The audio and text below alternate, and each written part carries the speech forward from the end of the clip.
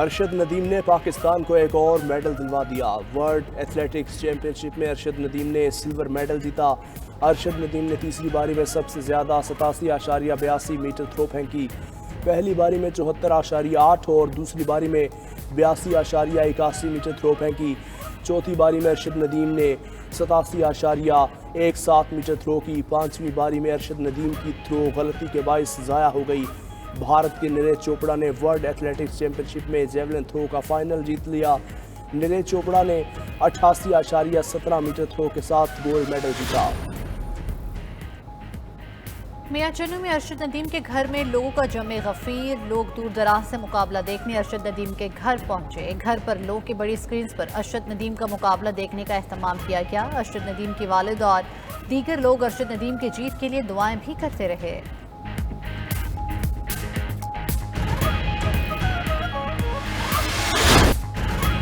بجلی کے بل بھاری بھرکم، ملک بھر میں عوام برہم۔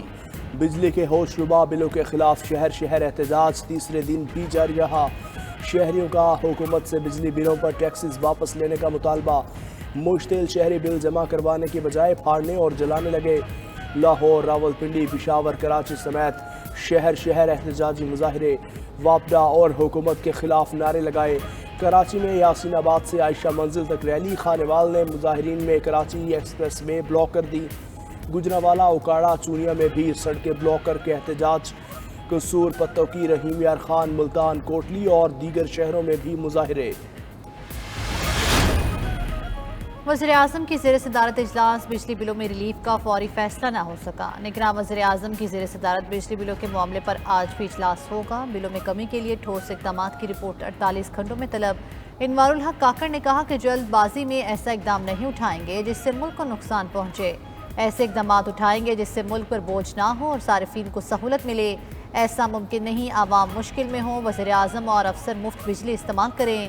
متعلقہ ادارے مفت بجلی لینے والوں کی تفصیل دیں۔ کمپنیاں بجلی چوری روکنے کا روڈ میپ پیش کریں۔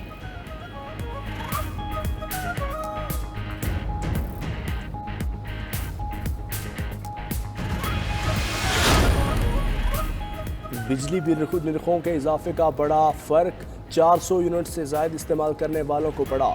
نگراں وزیر اعظم کو اجلاس میں پاور ڈویژن کی بریفنگ۔ کہا 63.5% ڈومیسٹک صارفین کے لیے ٹیرف میں اضافہ نہیں کیا۔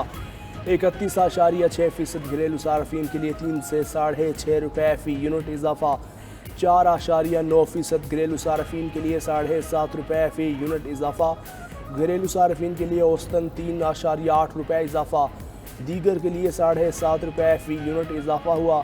جولائی 2022 میں زیادہ سے زیادہ ٹیرف 31.02 روپے تھا۔ اگست 2023 میں 33.89 روپے ہو گیا۔ بجلی چوری اور مفت خوری غریب عوام کا خون چوسا جانے لگا۔ رپورٹ کے مطابق ملک میں سالانہ 650 ارب سے زائد کی بجلی چوری ہوتی ہے۔ واپڈا اور بجلی تقسیم کار کمپنیز کے افسروں کی مفت بجلی عوام کو مہنگی پڑنے لگی۔ گریڈ 18 کے حاضر سروس افسر کو 600، ریٹائرڈ کو 300 یونٹ مفت فراہم۔ گریڈ 17 کے حاضر افسر کو 450، ریٹائرڈ کو 250 یونٹ مفت فراہمی۔ گریڈ 1 سے 16 تک ملازموں کو بھی سینکڑوں یونٹ مفت بجلی کی فراہمی جاری۔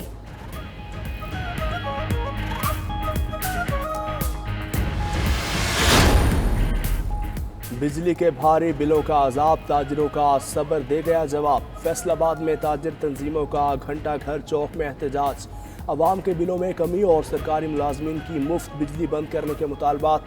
بجلی اور پیٹرولیم مصنوعات کی قیمتوں میں اضافہ فوری واپس لو۔ انجمن تاجران پاکستان کا بھی 29 اگست کو ملک گیر احتجاج کا اعلان۔ 2 ستمبر کو شٹر ڈاؤن ہڑتال ہوگی۔ مارکیٹس میں سیاہ پرچم لہرائے جائیں گے۔ اجمل بلوچ کہتے ہیں چھوٹا تاجر 72,000 روپیہ بالواسطہ یا بلا واسطہ ٹیکس دے رہا ہے۔ ایف بی آر 10 ارب روپے کا ٹیکس خود کھا رہا ہے۔ واپڈا کے لوگوں کو کیوں مفت بجلی دی جا رہی ہے؟ بجلی کے بلوں میں ریلیف کی حد 200 سے بڑھا کر 300 یونٹ کرنی چاہیے۔ سابق وفاقی وزیر خارجہ آصف کا نگراں حکومت سے مطالبہ۔ کہا 17 گریڈ سے اوپر سرکاری ملازموں کو مفت بجلی کی رعایت ختم ہونی چاہیے۔ حکومت 900 ارب روپے سے زائد سبسڈی پاور سیکٹر کو ادا کرتی ہے۔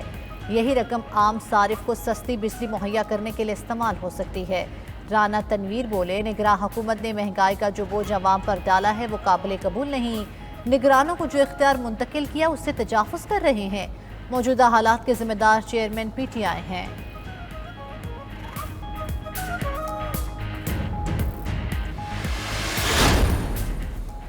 جماعت اسلامی کا بجلی بلوں میں اضافے پر احتجاج، 2 ستمبر کو ملک گیر پہیا جام احتجاج کا اعلان۔ جماعت اسلامی کے کارکنوں نے کراچی، اسلام آباد اور دیگر شہروں میں مظاہرے کیے۔ سراج الحق کہتے ہیں 13 جماعتی اتحاد نے عوام کے لیے بارودی سرنگیں بچھائیں۔ بل میں 16 اقسام کے ٹیکس ہیں، یہ ظلم بند نہ کیا تو پھر عوام کا ہاتھ اور حکمرانوں کا گریبان ہوگا۔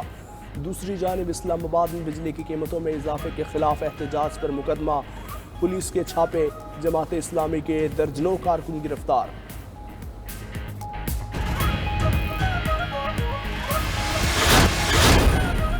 سپریم کورٹ نے آئندہ ہفتے کی کاز لسٹ تبدیل کر دی۔ چیف جسٹس امرتا بندیال آج سے شروع ہونے والے ہفتے میں عام مقدمات کی سماعت نہیں کریں گے۔ پہلی کاز لسٹ میں چیف جسٹس کی سربراہی میں 3 رکنی بینچ نے عام مقدمات کی سماعت کرنا تھی۔ جسٹس مظاہر نقوی اور جسٹس جمال مندوخیل چیف جسٹس کے بینچ میں شامل تھے۔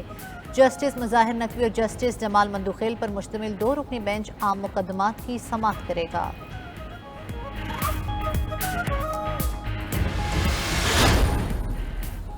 سابق صدر آصف علی زرداری سے برطانوی ہائی کمشنر جین میریٹ اور ڈپٹی ہائی کمشنر سارہ مو نے ملاقات کی۔ 2 طرفہ تعلقات میں فروغ کے حوالے سے بات چیت، دونوں ملکوں کے کاروباری تعلقات میں مزید استحکام کے حوالے سے گفتگو۔ زرداری نے متاثرین سیلاب کی امداد پر برطانوی حکومت کو سراہا۔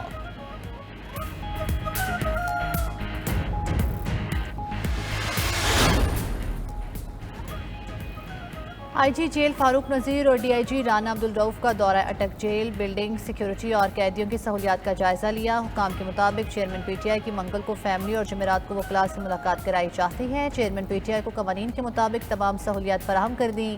بیڈ، تکیہ، میٹرس، کرسی، ایئر کولر، ایگزاسٹ فین، چائے، جائے نماز فراہم۔ انگریزی ترجمے کے ساتھ قرآن مجید، 1 درجن کتابیں، اخبار فراہم۔ تھرمس، کھجوریں، شہد، ٹیشو پیپر، پرفیوم دیا گیا۔ واش روم میں ویسٹرن کموڈ، بیسن، صابن، ایئر فرنیشنر، تولیہ موجود۔ جیل میں 5 میں سے 1 ڈاکٹر ہر وقت ڈیوٹی پر موجود۔ چیئرمین پی ٹی آئی کو اسپیشل خوراک چیک کر کے دی جاتی ہے۔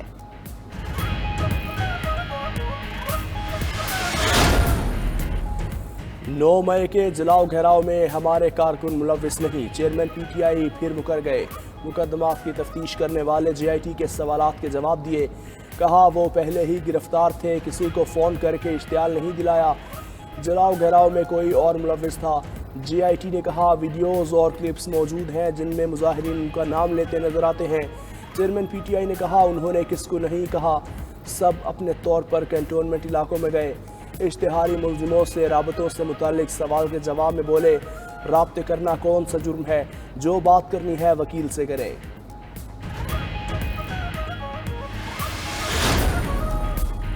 سابق وفاقی وزیر جاوید لطیف کہتے ہیں سیاسی جماعتوں پر پابندی نہیں لگنی چاہیے، اس سے ریاست اور جمہوریت کمزور ہوتی ہے۔ جو 9 مئی کے واقعات میں ملوث نہیں اسے الیکشن لڑنے کی اجازت ہونی چاہیے۔ کوئی سیاستدان 9 مئی جیسے واقعات کرنے کا سوچ بھی نہیں سکتا۔ چیئرمین پی ٹی آئی سیاستدان نہیں، دہشت گرد کے طور پر سلوک ہونا چاہیے۔ انہوں نے ریاستی اداروں کو آپس میں بغاوت پر اکسایا۔ مزید بولے اب نواز شریف کسی سے معافی نہیں مانگیں گے۔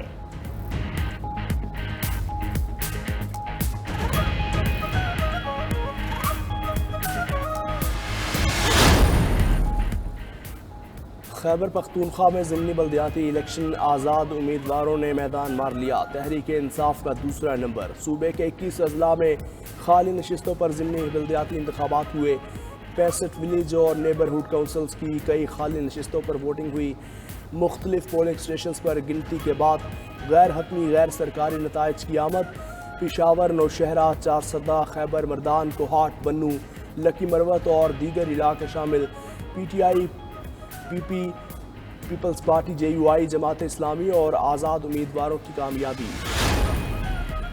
کراچی، راولپنڈی اور ضلع خیبر میں پی ٹی آئی کے مظاہرے، کئی کارکن گرفتار۔ کراچی میں تحریک انصاف کے کارکنوں نے بائک ریلی نکالی، پولیس نے 10 سے زائد کارکن گرفتار کر لیے۔ پولیس کا ریلی کے شرکاء پر لاٹھی چارج منتشر کر دیا۔ ضلع خیبر میں پی ٹی آئی نے لنڈی کوتل میں احتجاج کیا۔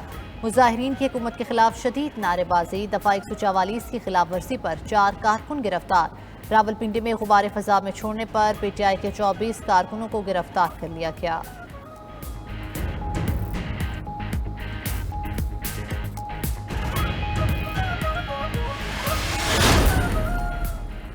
ایم کیو ایم پاکستان کا فوری اور شفاف انتخابات کا مطالبہ۔ خالد مقبول صدیقی کہتے ہیں کہ اگر شفاف انتخابات کرانے کے عمل میں کچھ دنوں کا وقفہ ہو تب بھی تیار ہیں۔ حلقہ بندیوں پر سیاست نہیں کرنا چاہ رہے تھے۔ پچھلے الیکشن میں جعلی نمائندگی کراچی پر مسلط کی گئی۔ کراچی کے حقیقی نمائندے دوبارہ یہاں کی ترجمانی کرنے کے لیے تیار ہیں۔ کچھ لوگ نئی مردم شماری کے بعد بھی پرانی حلقہ بندیوں پر زور دے رہے ہیں۔ یہ وہی جماعت ہے جو 15 سال سے سندھ میں قابض ہے۔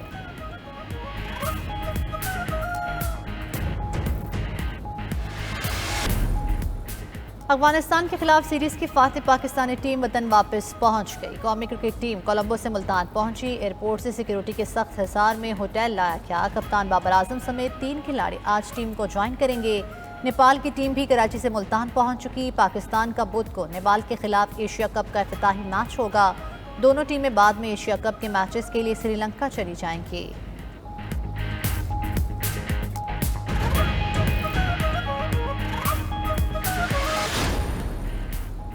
مسلم خلاباز کی اسپیس اسٹیشن سے کھانا کھانے کی دلچسپ ویڈیو وائرل۔ متحدہ عرب امارات سے تعلق رکھنے والے خلاباز سلطان النیادی نے بین الاقوامی خلائی اسٹیشن سے کھانے کی دلچسپ ویڈیو شیئر کر دی۔ اماراتی خلاباز ناسا کے 6 ماہ طویل مشن پر ہیں اور وہیں سے اپنے ٹویٹر اکاؤنٹ سے اپڈیٹس شیئر کرتے رہتے ہیں۔